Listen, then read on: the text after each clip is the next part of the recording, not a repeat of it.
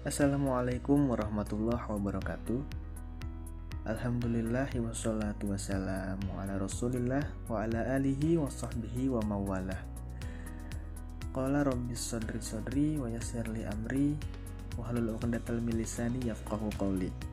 Faqala Allah ta'ala fil Qur'anil azim. A'udzu billahi minasyaitonir rajim. Ya ayyuhalladzina amanu ittaqullaha haqqa tuqatih wa la tamutunna illa wa antum muslimun. Shadaqallahul adzim. Teman-teman, perkenalkan nama saya Ikhwan Nasr Yanwar Fikri. Saya dari Komunikasi Penyiaran Islam UIN Bandung, Fakultas Dakwah dan Komunikasi, semester 5 kelas B. Dan di sini saya akan menjelaskan tentang Al-Qur'an mengenai lingkungan hidup. Kita sebagai manusia, keberadaannya tidak pernah bisa lepas dari ketergantungannya terhadap alam sekitar atau lingkungan hidup. Adanya hubungan saling mempengaruhi antara manusia dengan lingkungannya menjadi suatu kesatuan yang fungsional yang biasanya disebut ekosistem.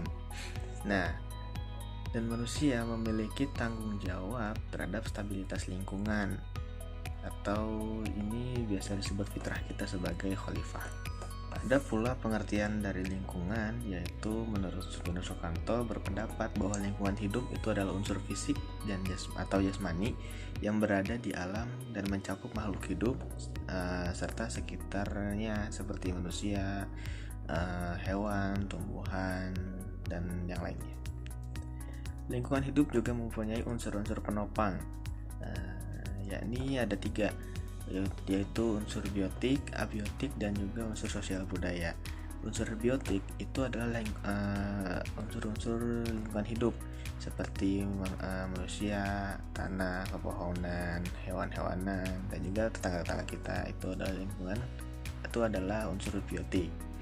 Dan yang kedua itu unsur abiotik, di mana ini mencakup benda-benda yang tidak hidup seperti rumah, gedung, fasilitas umum, dan juga lainnya. Dan yang ketiga yaitu unsur sosial budaya, yaitu merupakan unsur yang terbentuk dari aktivitas sosial dan kebudayaan yang dilakukan oleh manusia dan tersusun membentuk sebuah sistem yang terdiri dari nilai, gagasan, dan juga keyakinan atas perilaku sebagai makhluk sosial. Dalam Al-Quran, Allah juga menyebutkan beberapa ayat yang mengenai lingkungan hidup. Yang pertama, Quran Surat Al-Baqarah ayat 117,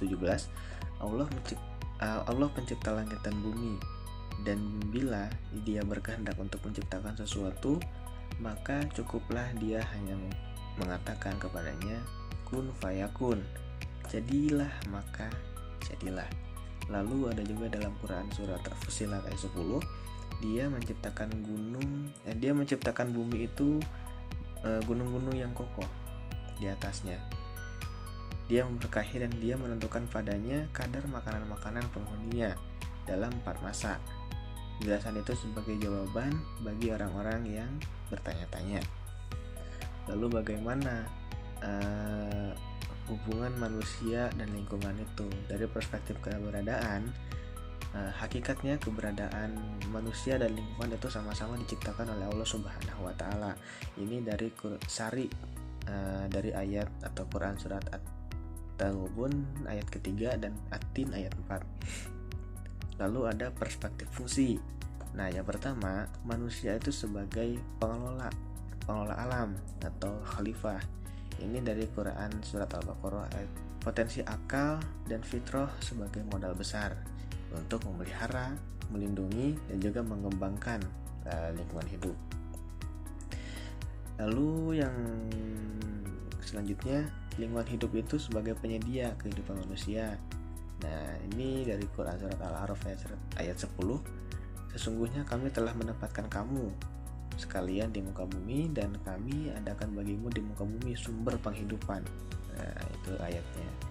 Apa saja sumber penghidupan yang sudah bumi atau Allah ciptakan, yakni udara, air, pepohonan, dan material-material lain yang ada di atas dan di dalam bumi. Dan pola hubungan manusia dengan lingkungan yaitu mutualisme, di mana mutualisme ini saling menguntungkan, dan yang kedua itu komensialisme, di mana satu diuntungkan dan satu tidak dirugikan maupun diuntungkan. Yang ketiga, parasitisme, di mana keduanya ini saling merugikan. Yang keempat, sirkuler.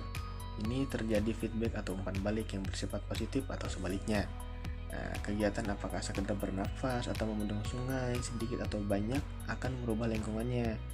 Perubahan pada lingkungan itu pada gilirannya akan mempengaruhi manusia yang membentuk dan terbentuk oleh lingkungan hidupnya. Maka dapat disimpulkan bahwa hubungan antara individu dan lingkungan dikategorikan dalam 4 jenis, yaitu individu dapat bertentangan dengan lingkungannya. Yang kedua, individu dapat menggunakan lingkungannya. Individu dapat berpartisipasi atau ikut serta dengan lingkungannya. Dan yang terakhir, individu dapat menyesuaikan diri dengan lingkungannya. Meskipun Allah sudah menjelaskan larangan-larangan untuk diperhatikan, namun sebagian orang akhirnya menyebabkan kerusakan juga. Di antara lain pengerusakan lingkungan ini yaitu dengan pencemaran tanah atau dengan eksploitasi lahan. Yang kedua itu pencemaran udara dengan membuang gas-gas beracun dari pabrik-pabrik. Yang ketiga itu pencemaran air dengan limbah tekstil biasanya. Kerusakan lingkungan yang lainnya seperti banjir atau longsor atau bencana-bencana alam yang diakibatkan dari perilaku manusia.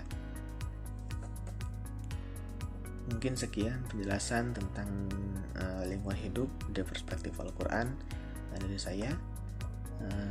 Kurang lebihnya saya mohon maaf. Assalamualaikum warahmatullahi wabarakatuh.